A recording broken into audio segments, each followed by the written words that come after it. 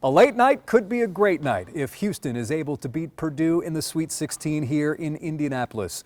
I'm Jason Bristol at Lucas Oil Stadium. The Cougars getting ready to face the Boilermakers. Of course, Houston comes in as the 1 seed, 32-4. Purdue, the 4 seed, 24-11. Matt Painter versus Kelvin Sampson. Houston's defense will be on display. Earlier on Thursday, Matt Painter likened it to a situation where you are facing a great Major League Baseball pitcher and he throws you that one strike that if you miss, you're not going to get another one. Now, earlier today, I sat down with Dominic Miranda from our sister station here in Indianapolis, WTHR, to talk everything Cougs and Boilermakers and break down this matchup. Jason, it's your first time here, you told me. How's Indianapolis treating you so far ahead of this Sweet 16 matchup between Purdue and Houston? Indianapolis is a very nice city. Everything is very close by, very walkable. We've seen a lot of race cars, and the weather's a little cooler than we're used to in Houston. But thus far, it's been a good trip, and this is a pretty nice facility. I can see why the NFL has the scouting combine here, and it's always one of the big picks for major events. Yeah, one of the best host cities, at least we've been told. We like to sport That's funny because Houston says that too, that it's one of the best host cities. Every city has their own hosting experience, but we got quite the game coming up here. 1 seed Houston, 32-4. My goodness, Big 12 champs Purdue coming in 24-11, the 4 seed, and kind of different paths going on here. Quite the game with Gonzaga. I guess give us a little bit about this Houston Cougars team. A lot of excitement around this team, an extremely talented bunch. This is a team that is led by the players. Kelvin Sampson will tell you that. Obviously, many around here are familiar with Kelvin Sampson. That's right. But Kelvin Sampson will tell you this is a players-led team, and he is also a guy that is so big on culture and creating this environment, a relentless mindset when it comes to defense, rebounding, and family. And when you look at the way U of H plays and how they play and what they do to other teams, there's one word to describe that, and it's suffocating.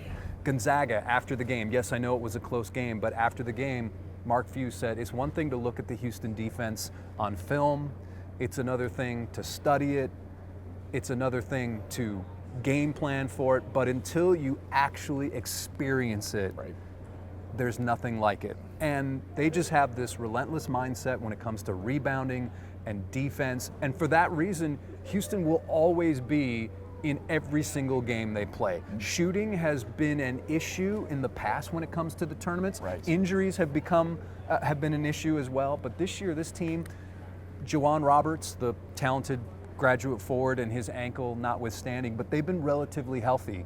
And Juwan Roberts right now is moving like he always does. So when you look at Houston, experience, defense, rebounding, and this, I believe, is their best equipped team. They're always prepared, but I think this is their best equipped team to challenge for a national championship. No question. As for Purdue, what do we see from Purdue? Because I look at a point guard, a big forward who scores a lot of points, and then maybe a three-point shooter, but are they also, is the sum greater than the parts for Purdue? Right. Well, looking at Purdue in their first 2 matchups, now remember, this team lost 6 of 9 coming into the NCAA tournament. They were not playing well. They lost 4 in a row at one point, right? Now, granted, those were 3 against nationally ranked teams, and then the other one was Indiana, right? Correct. So a rivalry game. You had Michigan State littered in there, I think Wisconsin as well. It was a tough stretch, no question about it, but their level of play dipped in the Big Ten tournament as well. They had a tough matchup against a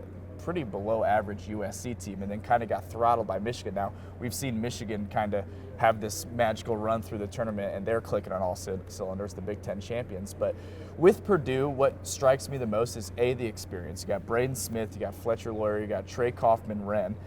Right there, that's kind of your core 3, that core trio, right? You got Caleb Furst, all Indiana guys, all guys with a ton of NCAA tournament experience. The big hole to fill coming in the season was Zach Edey, obviously. That's no exaggeration. It was a big hole to fill. That's a 7-footer in the middle there. Trey Kaufman-Renn has taken that baton. And Braden Smith, he's the Big Ten Player of the Year. If you haven't got a chance to watch him play, no, he doesn't jump off the screen at you. He's always in control of the game. He is the epitome of what a point guard should be. He makes this offense go, whether it's getting it inside to Trey Kaufman-Renn, let him go to work, whether it's doing his patented pump fake or fadeaway mid-range shot or three-point jumper. Braden Smith is as advertised. He played 40 minutes in both games, in the first round and the second round of the NCAA tournament. Now, they played 2 double-digit seeds, and they've had a lot of trouble with that in the past. Not so much this time. An average margin of victory of 13 points. You're seeing this Purdue team kind of get back to their roots, and that was certainly a pleasant surprise. They dominated the painted area. Not something I think will be the case against the Houston team, but they dominated the painted area. They out-rebounded High Point by 20. They out-rebounded McNeese by almost 20. That is something you want to see if you're Purdue. That's what's led to them to success. Now, with Houston, I want to go back to you a little bit. Relentless is the word that comes to mind when we're talking about Houston, and in the past it has been defensive rebounding. Am I wrong to suggest that this is one of the more prolific offensive teams, though, that Houston's had? Oh, without a doubt. When you look at how well this team shoots the 3-ball, LJ Cryer, Milos Uzan, Emmanuel Sharp, those guys have been hitting it, I think, almost a 40% clip.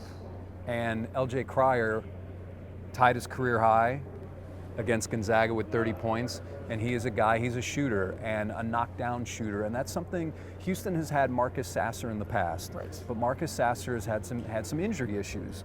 So when you look at that, that's why I say this Houston team is the best equipped one. Inside, Juwan Roberts, he's not particularly tall, but he has great moves inside. The footwork is pretty good. Your guy, Renn, he's got amazing footwork. Yes, he does. And so when I look at this inside-outside combination, that's why I think Houston is so good and so well equipped. Now, they do go through stretches where they need a bucket, and sometimes they can't get it. I see. But that's where the rebounding comes in. Right. Kelvin Sampson will always tell you it's not about that first shot. They think they're going to win the second, third, and fourth shots because of how well they rebound. And that has really been the recipe. And also experience, much like your team, Houston, all these guys have been through it. And I see some parallels because I know Matt Painter was talking about how Purdue and how it's developing players.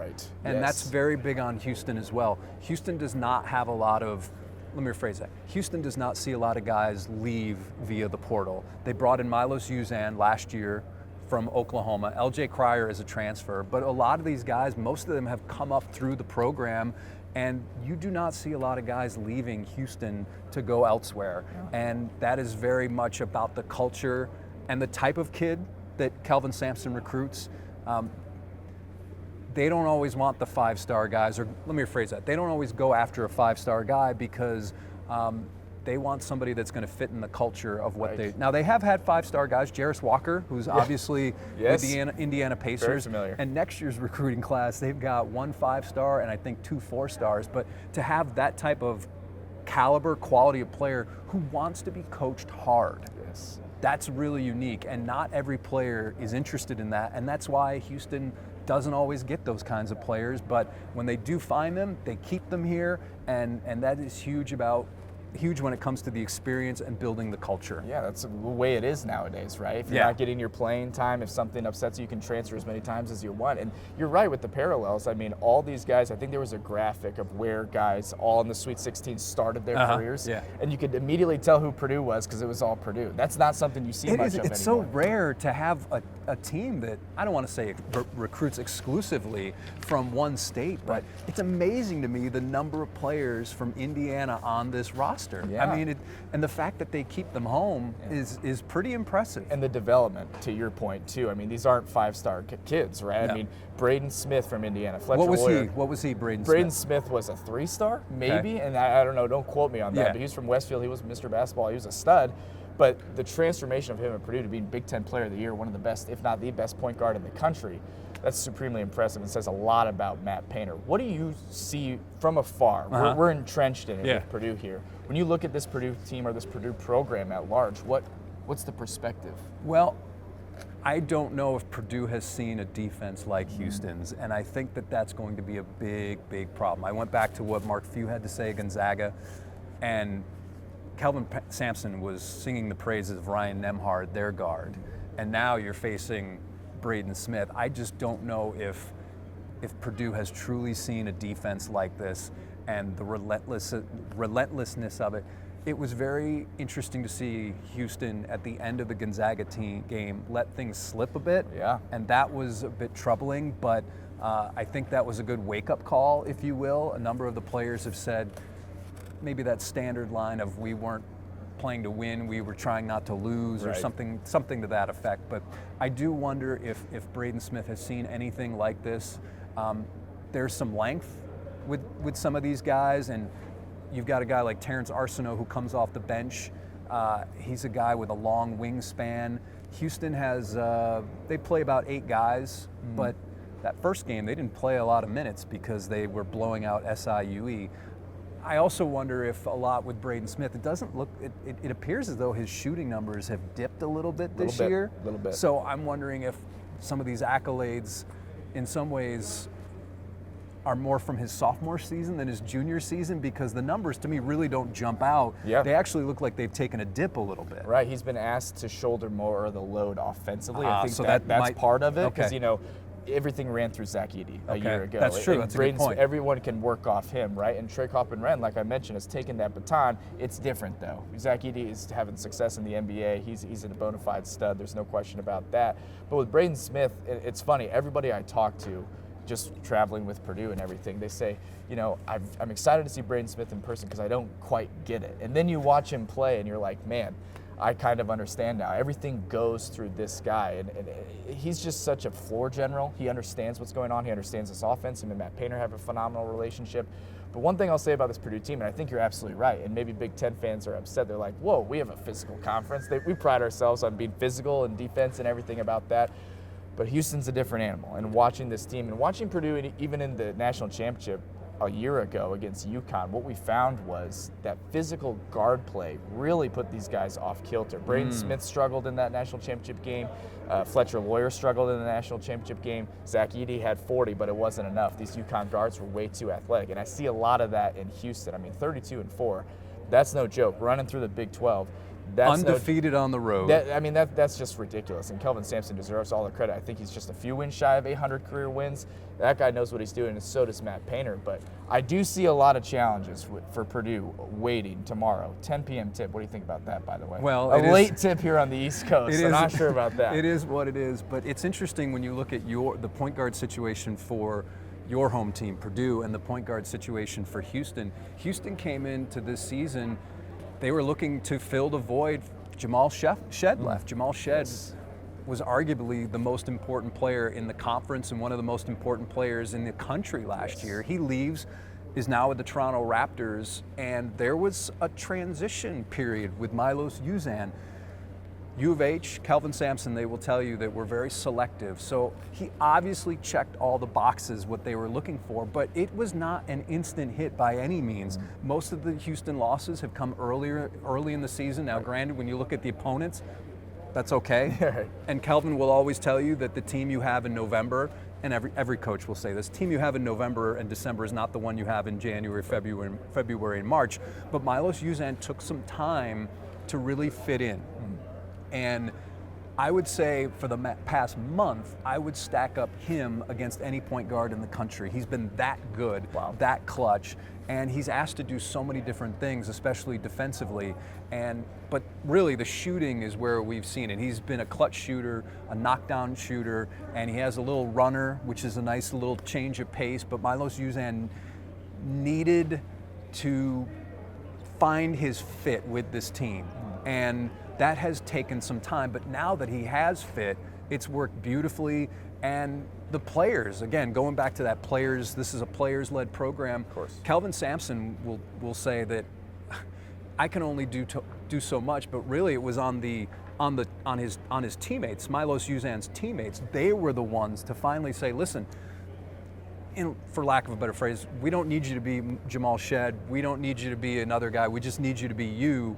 And it's worked out. And Milos Uzan has been everything that Houston could ask for, and he's really been a difference maker. And if Houston continues to advance, he will be as important a piece as anyone. I also think Juwan Roberts, it should be very interesting, this matchup down low, how that works out. Houston is not particularly big, but what's rebounding? What is rebounding when it comes down to it? It feels like physicality and want to. Effort. Rebounding is effort. Yeah. And that's the one thing. Houston,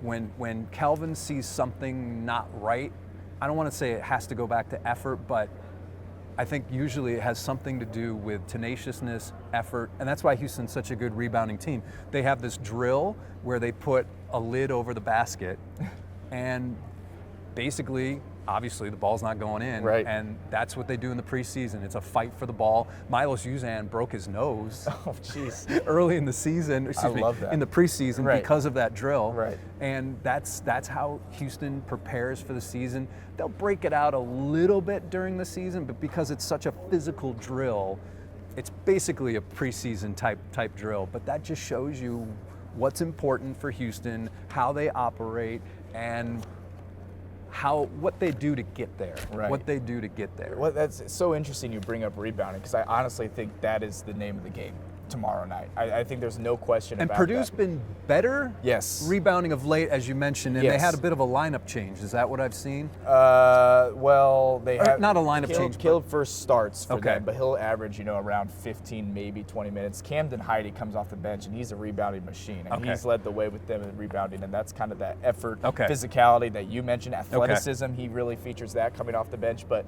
rebounding, I'm so happy you mentioned it. I know we've talked about it a lot, but that is what the difference was in the first two rounds of the NCAA tournament for Purdue. Now, they played 13 seed High Point, they played 12 seed McNeese, who seemingly couldn't miss against Clemson, couldn't buy a bucket against Purdue. So when they're dominating the painted area, of course they're going to flex their muscle, their talent's going to show, they're better overall team, and they're going to run away with it. They controlled both games. That is not going to be the case against Houston, and we've seen Purdue, when they aren't hitting shots, maybe are even in the rebounding battle, they are susceptible to giving up runs. We saw it against USC. Shots weren't falling. That was a way closer game than it needed to be in the Big Ten tournament. Against Michigan in the Big Ten tournament, Michigan went on a run, couldn't miss. Purdue couldn't buy a bucket. They were getting out-rebounded. I think they forced Michigan into a ton of turnovers, but it didn't mean anything when you're losing the rebounding battle and you're not hitting shots. It seems obvious to say when you're hitting shots, you're going to be in the game. But Purdue a little streaky when it comes to that shooting percentage, and if you're losing the battle down low, I just don't know if that's a good recipe here against top-seeded Houston, who hangs their hat on the effort, the rebounding, the second chance points, and being locked down defensively. Seems like an uphill battle for Purdue. I think it's a 9-point spread. I think that's incredibly accurate. I could totally see a 9-10 point game in Houston's favor. Can Purdue win? I think yes. Are the odds in their favor? I think maybe not. I think this team's just a little less talented than last year. Next year they're going to be great. They're only losing one player, and that's all fine and good. They're hitting their stride recently, but this is just a different animal. I just keep coming back to watching Houston in the Big 12 tournament, and man, did they impress me, especially offensively. Like we mentioned off the top, it's just not something that they've hung their hat on, but that defense and rebounding travels, and when you're as well coached as they are, feels like a good recipe. And shame on me. Shame on me for sitting in this seat and not once mentioning the Big 12 Defensive Player of the Year. There's a lot to get to if that's being mentioned, 15 minutes in? Joseph Tugler, or JoJo Tugler, he will likely, I would imagine, be on Kaufman-Renn. Yeah.